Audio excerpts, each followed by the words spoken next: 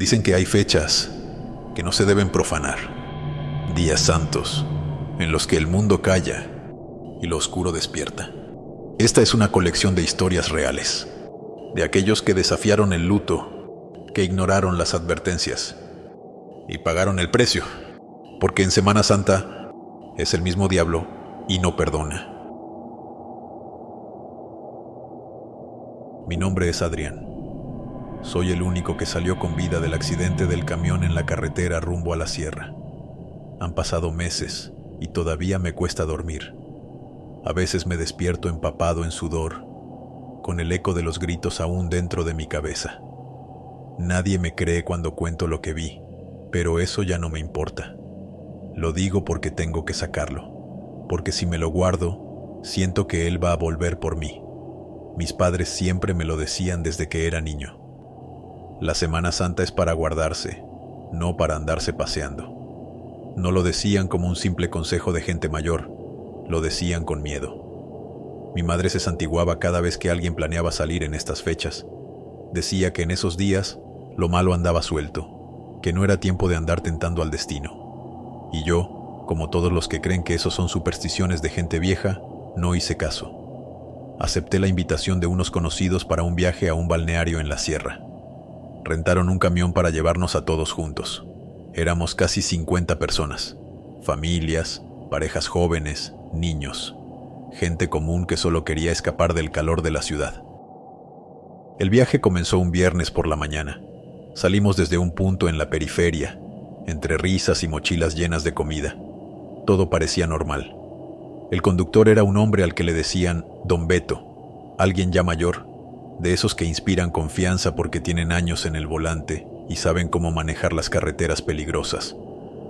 Lo vi bien cuando subimos, con su gorra vieja y una botella de agua grande al lado. Saludó a algunos por su nombre. Era de la zona, y parecía conocer a varios de los pasajeros. Yo me senté hacia la parte media del camión, al lado de la ventana. Me puse mis audífonos, pero a ratos los quitaba para escuchar las conversaciones. Alguien contaba chistes, otros repartían empanadas. Todo iba bien, hasta que después de la primera parada para ir al baño, algo cambió. Fue algo mínimo al principio. El aire dentro del camión se sentía espeso, como si el clima hubiera cambiado de golpe. La luz del sol se veía rara, más pálida, como filtrada por un vidrio sucio. Miré hacia adelante, al conductor, y aunque seguía llevando la gorra, ya no era Don Beto. No sabría decir por qué lo supe, pero su cuerpo ya no tenía el mismo movimiento. Iba demasiado erguido, demasiado tenso. Parecía que alguien lo había colocado ahí como una figura, como si no respirara, como si no estuviera realmente vivo. Quise convencerme de que era mi imaginación, que quizá Don Beto le había cedido el volante a otro chofer, aunque nadie dijo nada. Pero cuando lo vi por el retrovisor, todo se congeló. Sus ojos me estaban mirando, negros, sin brillo, como pozos sin fondo. No eran ojos de una persona. Me observaba directamente, sin mover un solo músculo de la cara, sin parpadear. Sentí cómo se me apretó el estómago. No quise hacer escándalo. Nadie más parecía notarlo. Todos seguían en su mundo, riendo, comiendo, tomándose fotos. Yo no podía apartar la vista. Me tenía fijo, como si supiera que yo ya lo había reconocido. En ese momento, fue como si el tiempo se detuviera. La carretera seguía, pero yo ya no escuchaba nada. Solo el sonido seco del motor y mi respiración agitada. Y entonces lo hizo. Sin previo aviso, giró el volante violentamente hacia la izquierda, directo a la barranca. No frenó, no tocó el claxon, nada. Solo un movimiento frío, calculado. El camión se elevó por unos segundos, y luego todo fue gritos, golpes, el crujido del metal al doblarse, los vidrios estallando. No sé cómo sobreviví. Abrí los ojos en medio de un silencio absoluto. Tenía sangre en la cara, un zumbido insoportable en los oídos. El camión estaba destrozado, volcado de lado, con cuerpos esparcidos dentro y fuera. Ninguno se movía. Me arrastré como pude entre los asientos rotos, pasando por encima de piernas, mochilas, hasta salir por una de las ventanas.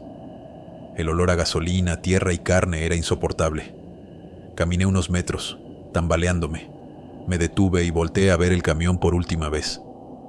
Fue entonces que lo vi de nuevo. Estaba parado a un lado del vehículo, con las manos cruzadas, como esperando.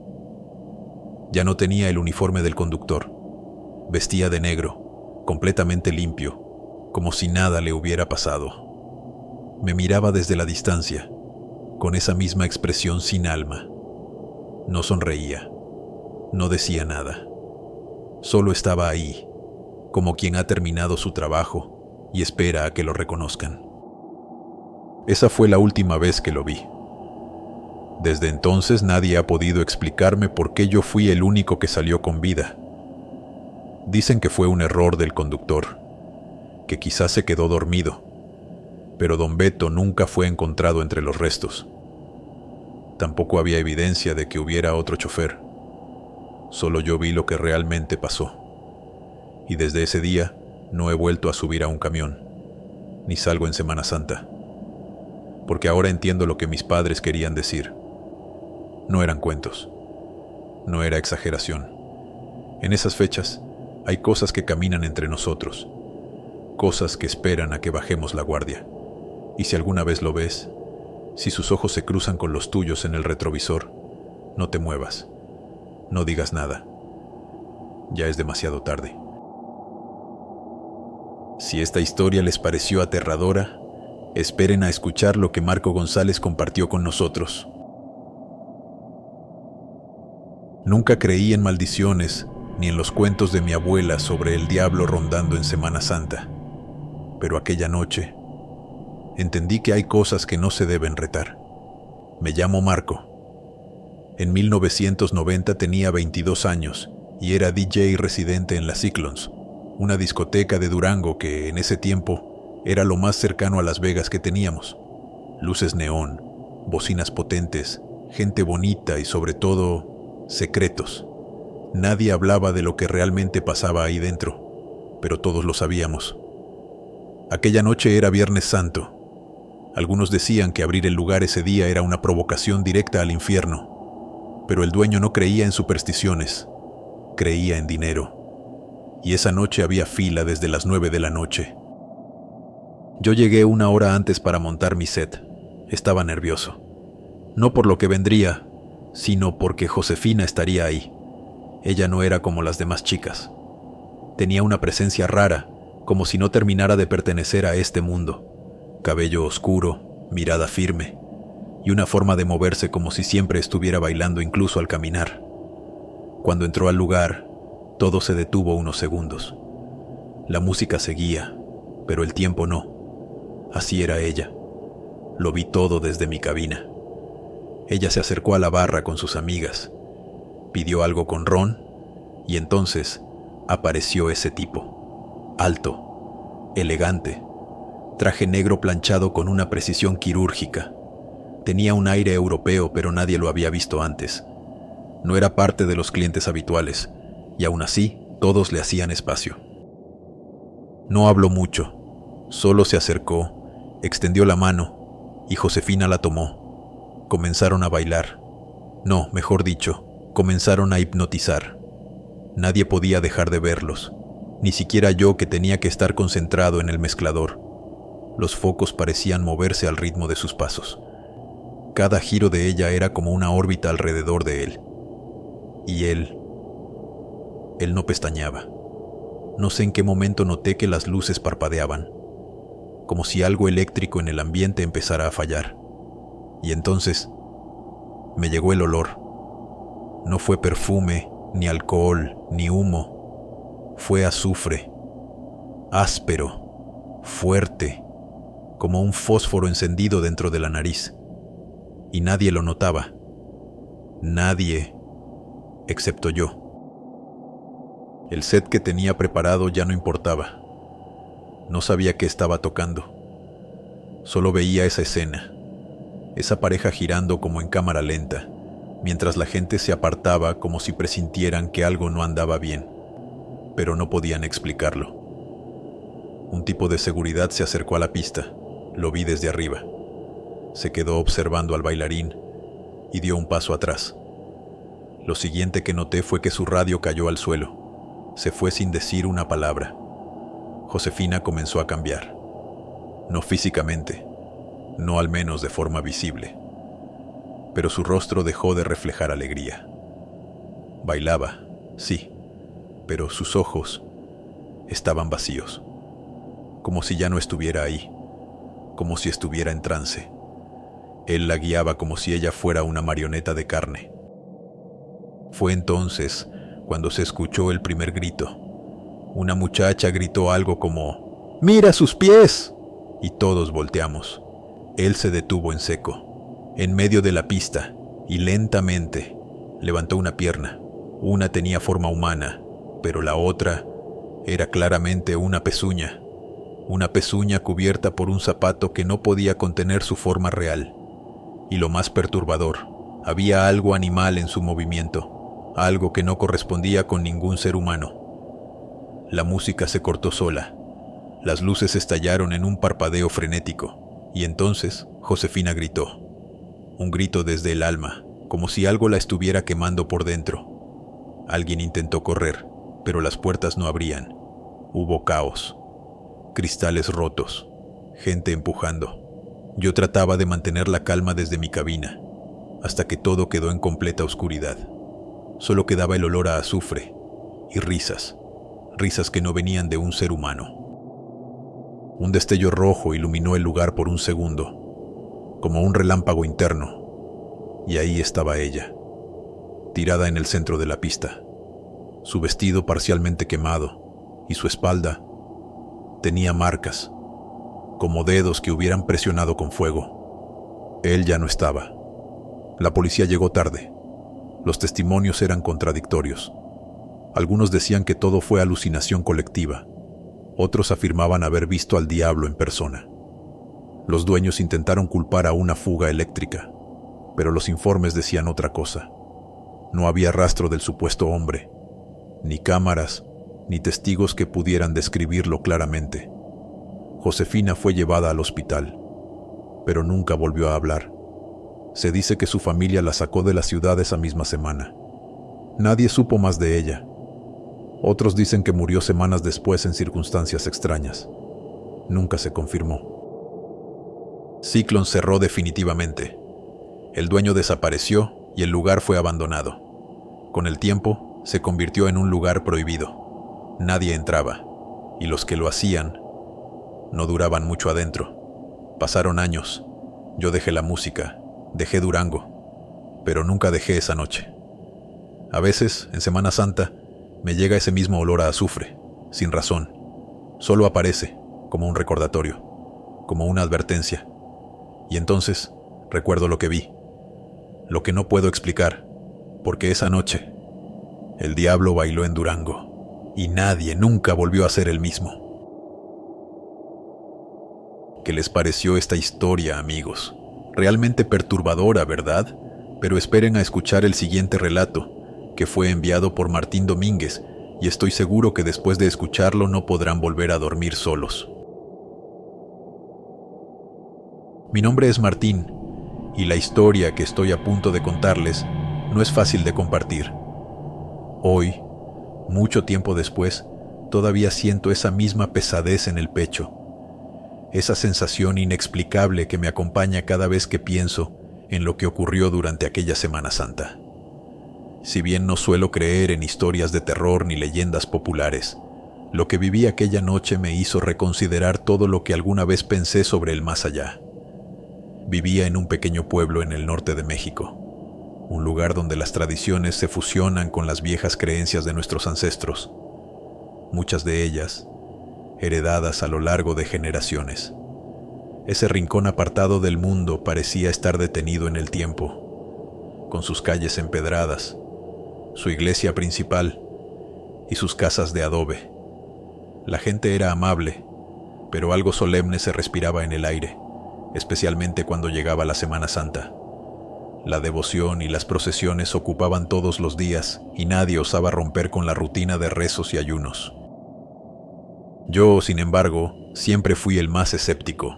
Los relatos de fantasmas y leyendas urbanas nunca me habían convencido. De hecho, siempre me reía cuando los mayores contaban historias sobre espíritus y demonios. La noche del miércoles santo, mientras todos se preparaban para asistir a la misa, decidí quedarme en casa. La lluvia había comenzado a caer con fuerza, y el viento azotaba las ventanas con violencia. Me acomodé en la sala, solo con el sonido de la tormenta como compañía. No fue hasta la medianoche cuando algo cambió. El viento se intensificó, y un sonido extraño llegó hasta mis oídos, como el crujir de unas ruedas viejas, de esas que escuchas en las películas antiguas. Me levanté de la silla, curioso. Miré por la ventana de mi habitación, esperando ver algo que pudiera explicar aquel ruido. La calle estaba vacía, y la tormenta azotaba con furia. Sin embargo, algo en el aire parecía distinto. La oscuridad se sentía más densa, y entonces lo vi. Un carretón, tirado por 2 bueyes, apareció de la nada, avanzando lentamente por el camino empedrado frente a mi casa. Pero lo que realmente me hizo estremecer fue lo que lo acompañaba. Los bueyes no tenían ojos, sino 2 esferas rojas brillantes, como si ardieran con un fuego del infierno. El carretón, que a simple vista parecía una construcción rudimentaria, estaba compuesto enteramente de huesos humanos, tibias y costillas, formando las paredes, con cráneos y fémures que servían como ejes para las ruedas. El sonido que emitían las ruedas al girar era espantoso, como si los huesos se desgarraran entre sí. La figura del carretero, envuelta en una capa negra que solo dejaba ver una calavera iluminada por un resplandor infernal, sostenía las riendas con firmeza. No podía ver sus ojos, pero sentí su presencia. Era como si me observara, como si supiera que yo estaba allí. En ese momento, el terror se apoderó de mí. No podía moverme, no podía dejar de mirarlo. Algo en mi interior me decía que no debía salir, que no debía acercarme. La leyenda del carretón de la otra vida siempre había rondado en las pláticas de los ancianos, pero yo pensaba que eran solo historias para asustar a los niños. Había oído hablar de ese ser que recogía las almas perdidas, pero nunca imaginé que sería algo tan real. Mi respiración se entrecortaba, y un frío helado recorrió mi cuerpo. A pesar de la tormenta, sentí un aire gélido dentro de mi habitación. La figura encapuchada no dejaba de avanzar con el carretón, pero algo extraño ocurrió. De repente, el carretero levantó la vista, y aunque sus ojos no eran visibles, sentí su mirada penetrante. Fue como si me estuviera invitando a subir, como si me llamara. No pude moverme. Estaba paralizado por el miedo. A lo lejos, el carretón continuó su trayecto, perdiéndose poco a poco en la niebla, hasta que el sonido de las ruedas y los bueyes desapareció en la oscuridad. En ese momento, el aire volvió a la normalidad. Ya no sentía frío. Ya no sentía esa presión extraña en el pecho. Pero algo dentro de mí me decía que no todo había terminado.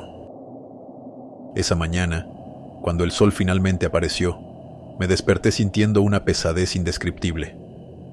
Algo en el aire seguía raro, y cuando salí a la calle, me encontré con un pueblo inquieto. Nadie había visto nada durante la noche, pero a medida que la gente comenzaba a reunirse en la plaza, se supo que algo horrible había ocurrido. Don Felipe, un hombre conocido por su carácter agrio y su vida solitaria, había muerto esa madrugada. Nadie había escuchado ruidos, ni lo había visto salir de su casa. Su muerte fue rápida, casi inexplicable. Los médicos dijeron que fue un paro cardíaco, pero en el pueblo nadie lo creía. Esa tarde, la madre de don Felipe, una anciana con ojos llenos de sabiduría, me miró fijamente y me dijo: «Él fue recogido por el carretón de la otra vida. Nadie escapa una vez que el carretón ha venido por ellos». En ese momento, recordé lo que había visto esa misma noche, y una profunda sensación de terror me invadió. Desde entonces, cada vez que llega la Semana Santa, la tormenta se desata de nuevo y el viento sopla con fuerza. Siempre cierro las ventanas con fuerza y me aseguro de que nadie se quede fuera, porque sé que, a pesar de que nadie más ve el carretón, este sigue recorriendo los caminos oscuros, buscando a aquellos que se atreven a desafiar las advertencias. Y aunque la gente sigue diciendo que son solo leyendas, yo sé la verdad. El carretón de la otra vida está ahí, esperando, buscando. Y si alguna vez lo encuentras en la oscuridad, no habrá vuelta atrás. La muerte no es el final, sino solo el principio de un viaje mucho más aterrador. Querida comunidad, gracias por seguir mi canal y escuchar estos relatos que son parte de ustedes. Gracias por tomarse el tiempo de compartir y comentar. Nos vemos en el próximo relato.